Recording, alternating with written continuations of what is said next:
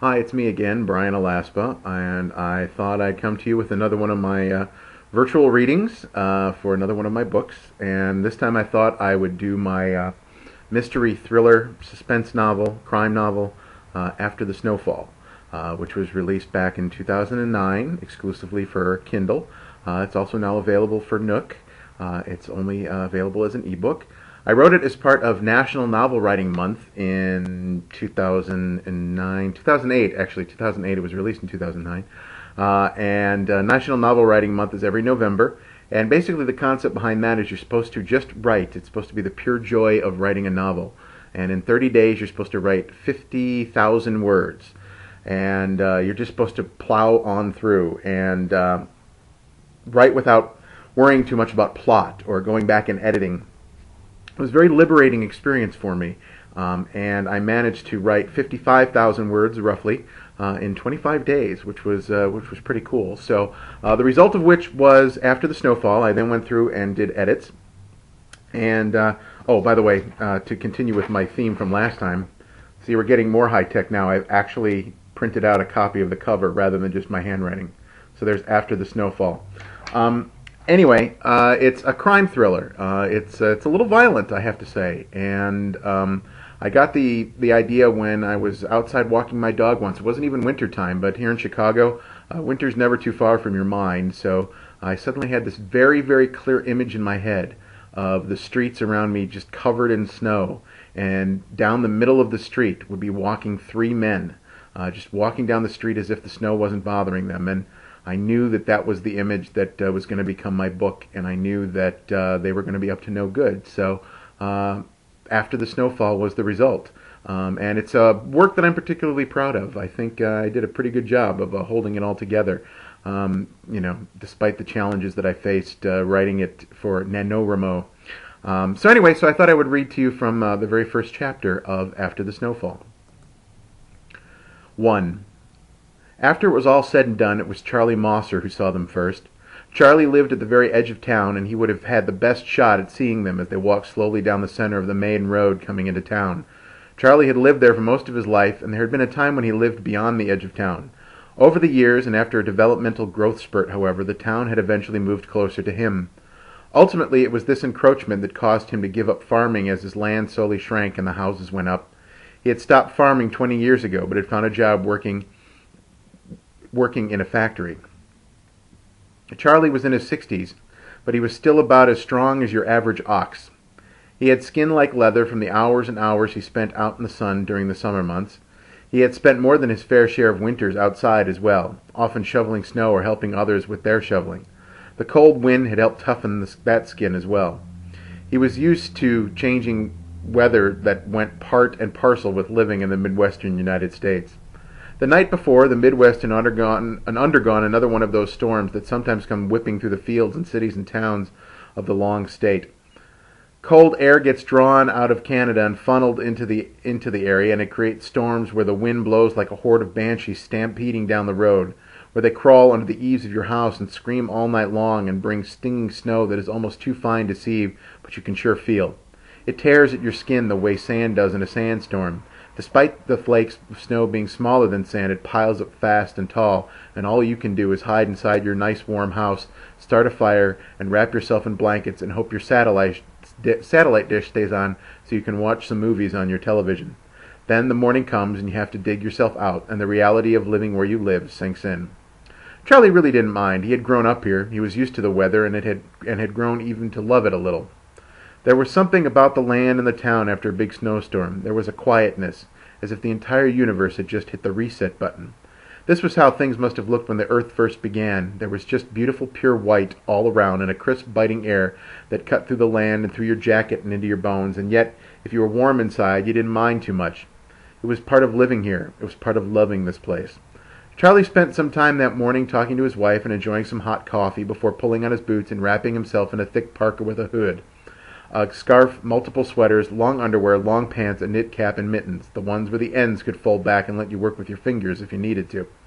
Looking like some kind of half-assed Eskimo, he stepped out onto the front porch of the simple two-storied house he had known for so long and loved so much.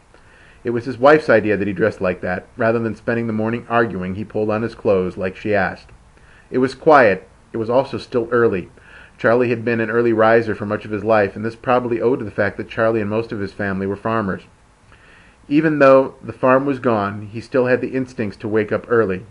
Those who now lived around him were much younger, and many of them were transplants from bigger cities, with their city ways of sleeping in on weekends and after big snowfalls. The air found its way beneath the fortifications Charlie had piled on his body. He could feel the sting and almost taste the ice in the air. It was cold, but not unbearable. Just by scanning the gray and white skies, he could tell that the bitter cold was coming. Probably by tonight the temperatures would plummet. The snow would harden and become hard to walk through. Puddles would turn to ice. He stepped down the 3 stairs of his porch and walked toward the car parked in the driveway. The car was nearly buried. The snow came up to his knees, and there was a peculiar sensation of sinking with each step. He reached the car and used his arm to remove enough snow to find the keyhole and open the door. Flakes of snow fell onto the driver's seat. He reached in until he found the snow brush and then backed his bulk out of the car. His spine cracked as he straightened and looked around. The snow had to be over a foot deep. There were drifts he could see that were much deeper. The world was a series of mounds and domes. Charlie thought how beautifully the snow looked. Instead of leaves of green, he saw leaves of snow. From beneath his parka hood, his breath plumed through his scarf. He watched the land and the world as he mused.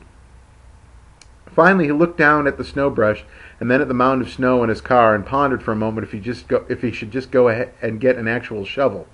He decided this wasn't necessary and set about brushing the snow off the car. The snow was wet and heavy, and Charlie's heart was pounding faster after only a few minutes. He forced himself to slow down. He didn't want to drop dead here in the driveway and leave Maddie a widow just because he was too stubborn to hire some neighborhood kid to do this kind of thing for him. It was then that he first saw them. They stood out against the fields of white very starkly. They were just dots at that point, but Charlie's eyes were still sharp, and he could see right away that the black dots in the distance were moving, and they were moving his way. He paused. He felt a shudder run through him that had nothing to do with the cold. Of course, there was no reason to shudder. "I'll be damned," he muttered behind the scarf. They were just 3 black dots on the horizon, and at this distance, whether or not they were good, bad, or indifferent was impossible to tell.